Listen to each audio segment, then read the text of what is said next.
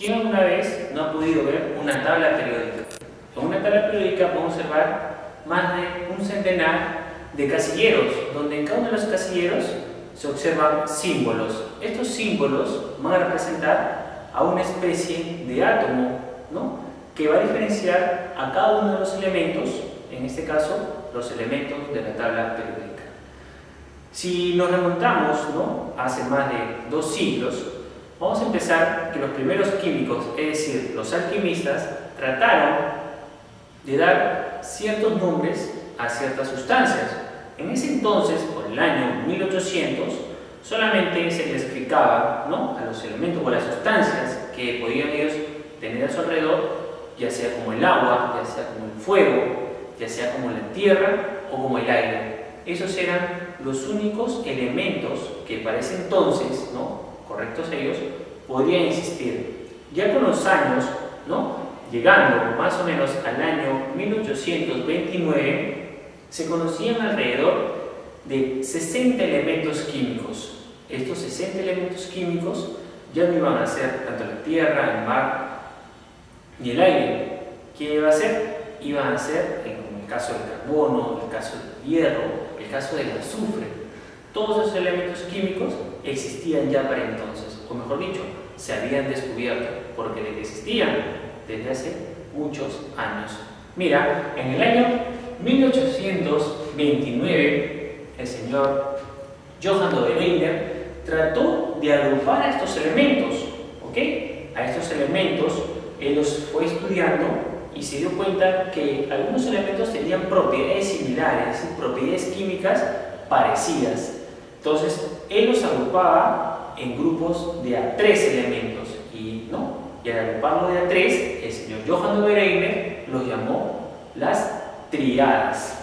Entonces, en 1829, el señor Johann Dobereiner agrupó los elementos de a 3 y las llamó triadas. Ahora, pero no se trataba de simplemente juntar a 3 elementos y formar una triada. Tenía que haber una condición especial.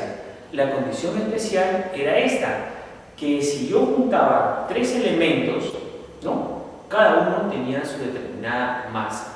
Pero para que exista una triada, el elemento central, es decir, si acá tenía mis 3 elementos, el elemento central tenía que cumplir una condición. Tenía que ser el promedio de las masas de los elementos que estaban a los extremos. Por ejemplo, tenemos el litio, que tiene una masa de 7. El potasio, que tiene una masa de 39. Y él colocaba al sodio en el centro. Recuerda, yo te dije que una triada tenía que cumplirse esto. El peso o la masa del elemento central debe ser el promedio de las masas de los elementos que están a los extremos. ¿Ok? Recuerda, ¿quién está aquí? Él está en un extremo. Él también está en otro extremo. Y él es el átomo central. Ahora, vamos a calcular la masa de este átomo central. Y mira, el peso ¿de quién? Del sodio debe ser el promedio, digamos. ¿Cómo yo saco el promedio? La suma de los dos, en este caso 7 más 39, y como son 2 números, se va a dividir en 2. Ese va a ser mi promedio.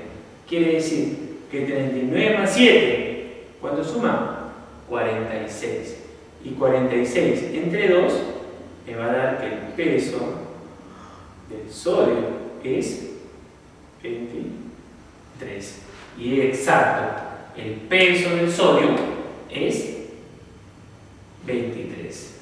Entonces se cumple para esta triada. El señor Johann Dobereiner llegó a encontrar 20 triadas, quiere decir los 60 elementos que en ese entonces existían. Recuerda, el elemento central debe ser, en masa, el promedio de los átomos que están en los extremos. las famosas triadas de Dirichlet, ¿no? Por el año 1829. Ya años más adelante, el señor John Newlands empezó a agrupar también a los elementos, pero los empezó a agrupar de a 7. ¿Ok? Ahora, pero debían cumplir una condición también, no referidas a las masas, sino ya referidas a sus propiedades químicas. ¿Qué decían las famosas octavas de Newland? Porque así las llamó. Él decía que cada octavo elemento, las propiedades químicas debían repetirse, o en todo caso debían ser similares al primer elemento. Por eso las llamó octavas, pero él las agrupaba de a 7. Octavas viene porque dijo, ¿no? Cada octavo elemento,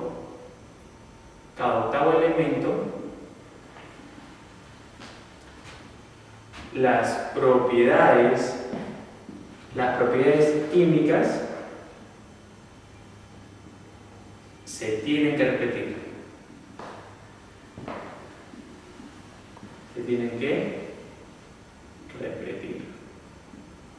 Y si observamos nuestra tabla periódica actual, vamos a observar que sí se puede encontrar una triada. Por ejemplo, primero está el litio, ¿no? Si continúo hacia el lado derecho, voy a encontrar que viene el berilio, después va a venir el boro, después el carbono, nitrógeno, oxígeno y flúor. ¿Ahí cuántos elementos tengo? Tengo mis 7 elementos, mira. Tengo así mis 7 elementos. Estos conforman una octava de Newland, pero ¿dónde está, no, el enunciado? Cada octavo elemento, las propiedades químicas se tienen que repetir. Quiere decir que si yo del flúor regreso al casillero que está por debajo del litio, ¿con qué me voy a encontrar? Con el sodio. Quiere decir que estos elementos que están, ¿no?, en una misma columna, tienen que tener propiedades similares. ¿Quién es el octavo elemento? El sodio. Este es mi octavo elemento. Quiere decir que su propiedad debe ser parecida a la del litio. Eso era lo que tenía el señor Newlands allá por el año 1865. Pero no olvides, él los agrupaba de 7. Sus octavas de Newland,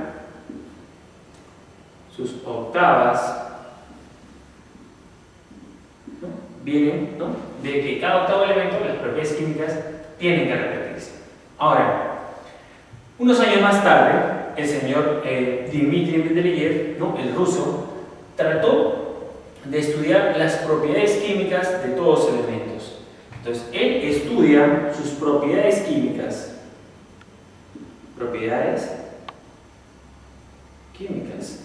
¿Ok? Sus propiedades químicas. Y él encuentra, ¿no?, que cada una de sus propiedades químicas de estos elementos dependían estrictamente de su número de masa, es decir, de su peso atómico. Y una vez que él encuentra, ¿no?, que las propiedades químicas de un elemento dependían de su masa, él, ¿no?, formula la primera ley periódica. Primera ley periódica. ¿Qué decía la primera ley periódica? Decía que las propiedades químicas de los elementos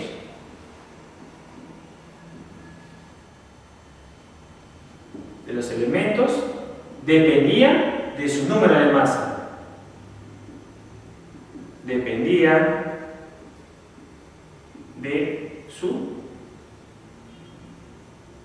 número de masa. ¿Ok? Entonces, el señor Mendeleev en el año 1869 propone la primera ley periódica. Decía que las propiedades químicas de todos los elementos dependen de su número de masa. Ahora, ya en el siglo XX, al inicio del siglo XX, el señor Henry Moseley, con ayuda de los rayos X, ¿no? Encuentra por decirlo así, encuentra que las propiedades químicas de todo elemento no dependían de su número de masa, sino que estaba bien ligada a lo que era su número atómico. ¿Y qué es su número atómico? Su número atómico, recuerda, que es la cantidad de electrones que tiene un átomo. Y si tiene una determinada cantidad de electrones, también va a tener una determinada cantidad de protones. Entonces, el señor Moseley, ya en el año 1913, propone la ley periódica actual, que es la que hasta el momento nosotros conocemos. Es más, vamos a ver más adelante que la tabla periódica ordena a todos los elementos químicos según su número atómico, es decir, según su cantidad de protones. Entonces, el señor Henry Moseley propone la ley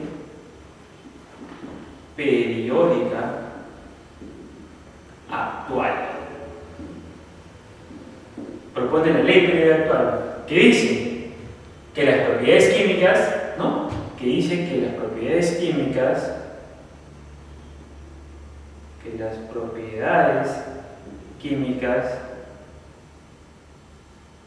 de los elementos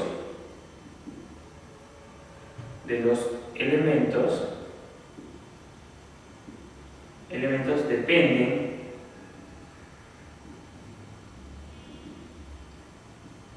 del número atómico.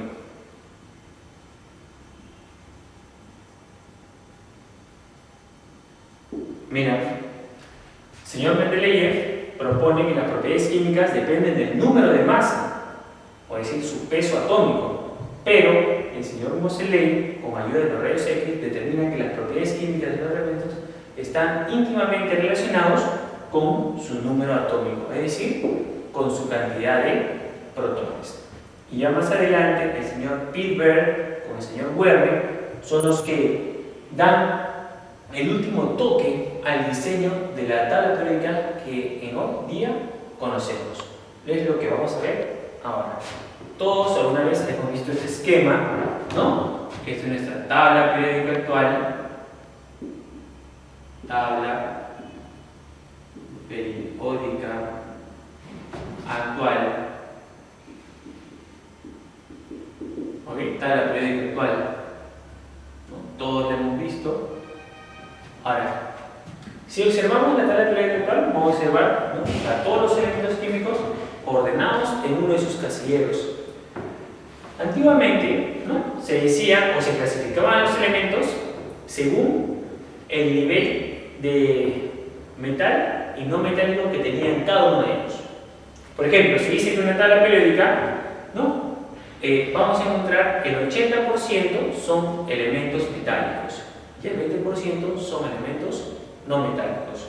Voy a hacer una línea divisoria, ¿no?, con el pulmón, ¿no?, de quiénes son estos elementos. Ahí está.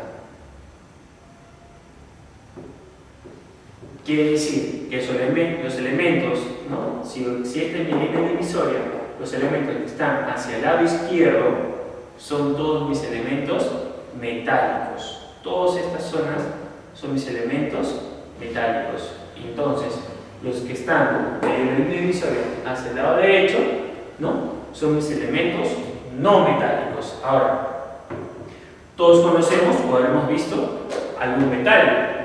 Todos los metales tienen la capacidad o tienen la propiedad de reflejar la luz. Quiere decir que vamos a encontrar que todos los metales tienen brillo metálico, a comparación de los no metales que son opacos. Por ejemplo, el hierro. El hierro podemos observar que es un metal que brilla demasiado, entonces es un metal, tiene la capacidad de brillo. Pero si observo, en este caso, un pedazo de madera que está hecho de celulosa, es decir, de compuestos o de elementos no metálicos, puedo observar que no tiene brillo, que es opaco. Ahora, también conocemos que los metales conducen fácilmente la electricidad, como es el caso del cobre, lo que utilizamos en el cableado eléctrico. Se utiliza el cobre porque es uno de los metales que mejor conducen la electricidad. Ahora, los no metales son malos conductores de la electricidad, ¿ok? Bien, otra propiedad sería la de conducir el calor. Todos los metales suelen conducir el calor mucho mejor que los no metales. Si hablamos internamente, es decir, ¿qué ocurre o qué procesos desarrolla un metal y un no metal? Un no metal podemos decir que pierde sus electrones fácilmente de su átomo.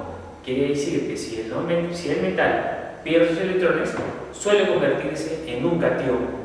Y un no metal ocurriría todo lo contrario. Si el metal pierde sus electrones, el no metal va a tener siempre que ganarlos. Y al ganar electrones, se va a convertir en un anión. Ahora, ese proceso de perder electrones se llama oxidación. Entonces, de ahí nosotros que podemos relacionar todos los metales se van a oxidar. ¿Por qué? Porque van a perder electrones. Y un elemento que gana electrones se dice que se está reduciendo. Entonces, todos los no metales se van a reducir. Es decir, al ganar sus electrones, se estarán reduciendo. Bien, ya conocemos a manera general cómo se divide la tabla periódica en metales y en no metales. Entonces, según su configuración, los elementos químicos también se pueden dividir en 4 bloques. Observa, acá está el bloque S. ¿Quién era el bloque S? Es un nivel ya. Acá va a estar el bloque P. Ahí tenemos el bloque P. ¿Quién debe seguir? El bloque D. Ahí tenemos bloque S, bloque P, el bloque D. Este bloque que se desprende de la tabla periódica es el bloque F. Ahora, ¿por qué bloque S? ¿Por qué bloque P? ¿Por qué bloque D? ¿Y por qué bloque F? Porque al hacer la configuración electrónica, ¿no?, de cada elemento que se encuentra en cada bloque, va a terminar en estos subniveles. Quiere decir que si yo desarrollo la configuración electrónica de uno de estos elementos, tenlo por seguro que va a terminar en su nivel S. Y lo mismo para un elemento que está en ese bloque, al desarrollar su configuración electrónica, siempre va a acabar en su nivel P. Entonces, podemos dividir a nuestra tabla periódica también por bloques, y eso va a depender de su configuración electrónica. Ahora, también podemos dividir a la tabla periódica ya sea en grupos o periodos. Se dice que la tabla periódica se divide en 7 periodos. Los periodos son los grupos de elementos que están a manera horizontal o a manera de filas. Quiere decir que un periodo, ¿no?, lo voy a encontrar siempre en esta dirección, ¿no? Siempre en esta dirección. ¿Cuántos periodos dije que eran? Dije que eran 7 periodos. Ahí tengo 6. Ahí están mis 7 periodos. Voy a tener mi periodo número 1, periodo número 2, periodo 3, 4, 5, 6 y 7 periodos. Estos son los periodos, ¿no? Ahí tengo los periodos. ¿Qué son los periodos? Recuerda, son los grupos de elementos que están ubicados a manera horizontal o a manera de filas. Tenemos 7 periodos. Ahora, se dice que también los 3 primeros son considerados periodos cortos y los 4 siguientes, o los 4 restantes, son considerados periodos largos. Bien, pero ¿qué ocurre? ¿No? Ya hemos visto los que están en manera horizontal, pero podemos ubicarlos también o clasificarlos de manera vertical o a manera de columna. Y estos para nosotros van a ser nuestros grupos. ¿Ok? Los grupos, ¿no?, los voy a ver de manera vertical, ¿no?, o a manera de columnas. Estos para mí son los grupos. Ahora, ¿cuántos grupos tenemos? Tenemos 16 grupos, es decir, 8 grupos para el grupo A y 8 grupos para el grupo B. En total, entre el A y el B, debo cumplir 16 grupos, pero tenemos en realidad 18 columnas, es decir, tenemos 18 columnas que conforman a mis 16 grupos. Observa, tenemos al grupo 1, ¿no? Grupo 2. Te dije que existían 8 grupos, ¿no? Grupo 3. Acá va el cuarto grupo. 5. Grupo 6. Grupo 7. Y acá ocurre que el grupo 8 abarca 3 columnas. Ahora, estos son 8. Tienen que haber 8 más. Entonces, 1, 2, 3, 4, 5, 6, 7 y el último grupo 8. Ahora, recuerda, los que están, ¿no?, en el bloque D son considerados como el grupo B. Los que están en el bloque S y en el bloque P son considerados el grupo A. Quiere decir que él es del A y él también es del grupo A. Ahora, ¿recuerdas? Los S terminaban siempre, ¿no? Podían terminar en S1 o en S2.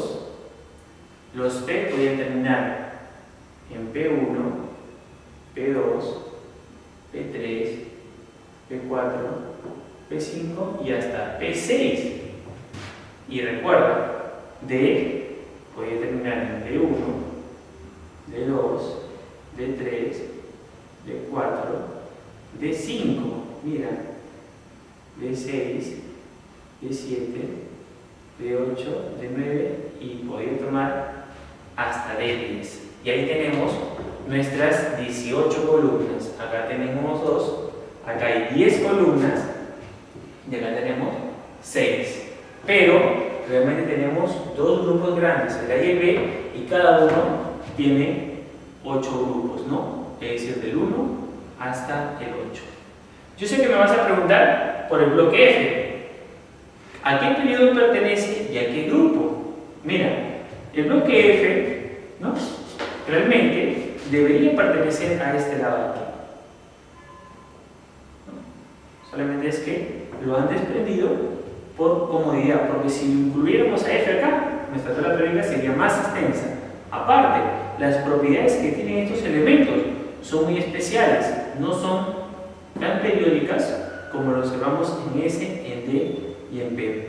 Ellos pertenecen al periodo 6 y al periodo 7. Los que están aquí, periodo 6 y periodo 7. Ahora, ya hemos dividido, ¿no?, nuestra tabla periódica al inicio entre metal y no metal. Quiere decir que el S y P, pero D y la mitad de P son metales y la otra mitad de P son no metales. Tenemos mis bloques, bloque S, D, P y F, ¿ok? Y a comparación de grupos y periodos. Recuerda, los periodos son horizontales y los grupos son verticales. Vamos a pasar a esta parte donde conoceremos, ¿no?, cómo encontrar el grupo y el periodo de un elemento. Recuerda que el periodo, ¿no?, lo único que debes recordar es que el periodo te indica el nivel o el número de niveles que tiene un elemento. Y en el caso del grupo, solamente tendrás que fijarte en el último término,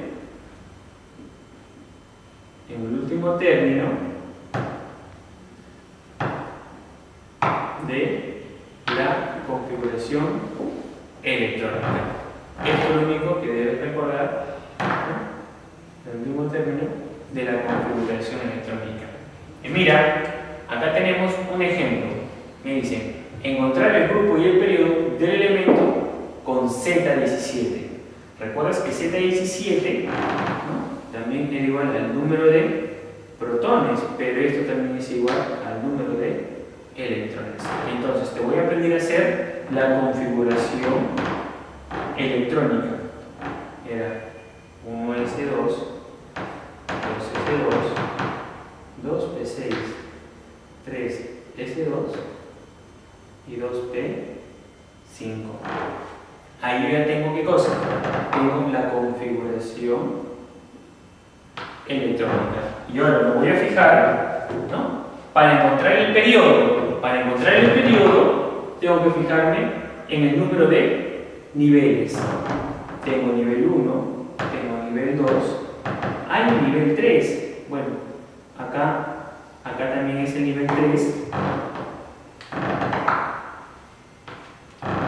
Y ahí tengo mis 3 niveles. Ahora, ¿cuántos niveles tengo? Número de niveles. Tengo 3. Por tanto, mi periodo es 3. Ahora, para encontrar el grupo, voy a tener que fijarme en el último término de la configuración electrónica. ¿Quién es el último término de la configuración electrónica? Ahí está, el 3p5. Mira, si hubiera terminado en S, utilizaría este cuadro. Pero como ha terminado en P, voy a utilizar este. Si P está elevado a la X, en este caso, ¿cómo está P? Tiene 5 electrones. X vale 5. Entonces, para encontrar el grupo, voy a tener que sumarle 2. Si P termina en 5, 5 más 2 va a ser 7. Entonces, el grupo al que pertenece es al 7A. Y mira, no me va a dejar mentir el ejemplo. Todos los átomos que terminan en P5 están en esta columna. Quiere decir que están acá. Ahí está. En P5. Todos estos elementos terminan en P5. ¿A qué grupo pertenecen? 7A. Todos los elementos de esta columna, ¿a quién pertenecen? A todos los elementos que terminan en P4. Y así. Cada uno tiene su columna. Ahora, sus periodos. Este es su periodo 1. Acá tengo un periodo 2. Acá tengo un periodo 3. Periodo 4. Periodo 5. Periodo 6 y 7. Me dijeron que el elemento pertenecía ¿a qué periodo? Al periodo 3. Quiere decir que debe estar en esta franja. Pero también pertenecía al grupo 7A. Quiere decir que si coincide, ese elemento pertenecería a este casillero de la tabla periódica, que no es más que el elemento cloro. ¿Ok? El elemento cloro pertenece al periodo 3, pero al grupo 7A. Y así, con cualquier configuración electrónica, yo puedo encontrar la ubicación tanto del periodo como del grupo de cualquiera de estos elementos. Antiguamente, ¿no?, se utiliza esta nomenclatura. La UPAC, ¿no?, nos dice ahora que debemos utilizar el sistema de numeración para el caso de los grupos del 1 al 18. Quiere decir que ya no debemos llamar grupo A o grupo 2A, sino que ahora nosotros debemos llamarle como grupo 1 simplemente, a este como grupo 2, grupo 3, grupo 4, grupo 5 y así sucesivamente hasta completar el grupo 18. Entonces, para la UPAC, este va a ser el grupo 17, ¿no? Porque este va a ser mi grupo 16, mi grupo 15, ¿no? Y así sucesivamente, ¿no? 5 hasta 16. Eso es según la UPAC. ¿No? La UPAC me dice que el grupo al que pertenece es el grupo 17.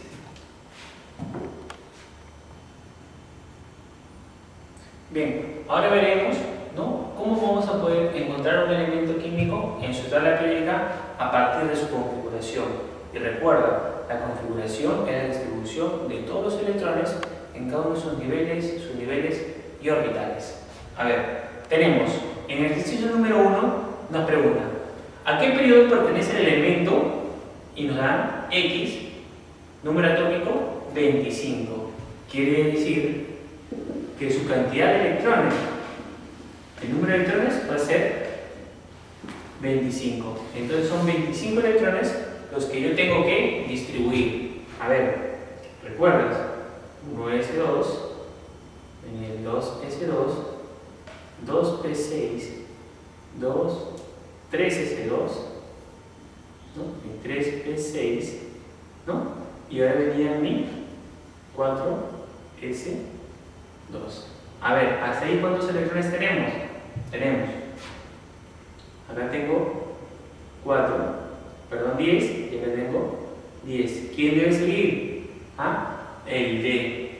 Y el D a partir de 3. Ahora, si ya tenía 20 electrones, me falta 5. Tranquilamente, en D puede agregar a 5 electrones porque puede abarcar hasta 10. Ahora, para encontrar el periodo, recuerda, es solamente contar el número de niveles. ¿Y cuántos niveles tiene este átomo? Mira, observa que ahí está el nivel 4. Entonces el número de niveles va a ser 4. Por tanto, el elemento con número atómico 25 pertenece al cuarto periodo. Muy bien. Ahí está, al cuarto periodo. Ahora me dicen, ¿a qué grupo pertenece el elemento con Z33? Voy a hacer mi configuración. Vamos a hacerlo de manera práctica. Mira, S, 2 veces S, 2 veces P, S y 2 veces D, P, S. Ahora, S empieza en 1, en 2, en 3, en 4. Ahora, P empieza en 2, en 3, en 4. Y D va a empezar en 3. Ahora, voy a distribuir mis 33 electrones. 2, 2, 6, 2, 6 y 2. Ahí está, ahí ya tengo 20. Si coloco un 10 acá, tengo mis 30 electrones. ¿Cuántos me faltarían? Me faltarían 3. Y esos 3 pueden agregar de su nivel P. Ahora, recuerda que para el grupo debo fijarme en el último término. Es decir, me voy a fijar aquí. En el último término. ¿En qué termina? En P3. Y tú recuerdas que si terminaba en PX, el grupo que voy a hacer X más 2, pero A. Entonces, esto va a ser para nosotros.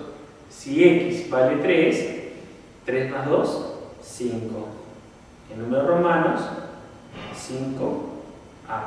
Pero para la yupa, recuerdas que esto pertenecía al grupo 15, ¿no? 5A, grupo 15. Muy bien. Ahora, me dice, un elemento que pertenece al tercer periodo y al grupo 2A, me dicen, tiene como Z, A, recuerda. Acá yo encontraba periodo y grupo. Ahora me dicen que tengo que encontrar el Z, pero me dan el tercer periodo y que pertenece al grupo 2A. Si pertenece al 2A, recuerda, si era X, iba a ser XA. Escúchame. Pero en el caso de S, puede tomar valores de 1 y 2. Quiere decir que si está en el 2A, ¿cómo debe ser S? Debe terminar en 2 para que pertenezca al grupo 2A. Entonces la configuración debe terminar en S2. Pero a la vez debe estar en el tercer periodo. Si está en el tercer periodo, entonces está en el 3S. Y ahora hay que completar la configuración hasta antes del 3S. Va a ser 1S2, 2S2 y 2P6, y ahí vendría mis 3S2. Por tanto, si sumo mis electrocitos, Z, recuerda, es igual al número de electrones para un átomo neutro, si yo lo sumo, Z vale 12. Ahora, ¿recuerdas que para P, ¿no? Los grupos los voy a obtener a partir de X, pero siempre le voy a sumar 2, ¿no? Si acá me dice es 2A, si lo hubiera trabajado con P, ¿no? X más 2A, supuestamente esto tiene que salir 2, pero para que esto salga 2, X tendría que haber salido 0. Y es decir, P0 sería un orbital vacío. Entonces, no se estaría, ¿no?, tomando en cuenta. Por eso tomo el S. Y mira, problema número 4. Tenemos un elemento que pertenece al periodo 4 y dice que tiene 2 electrones en su último nivel. ¿A qué grupo de la tabla periódica pertenece? Primero voy a construir, ¿no?, mi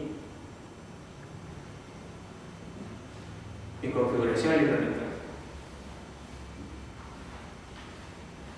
Debe pertenecer al periodo 4, quiere decir que debe tener 4 niveles.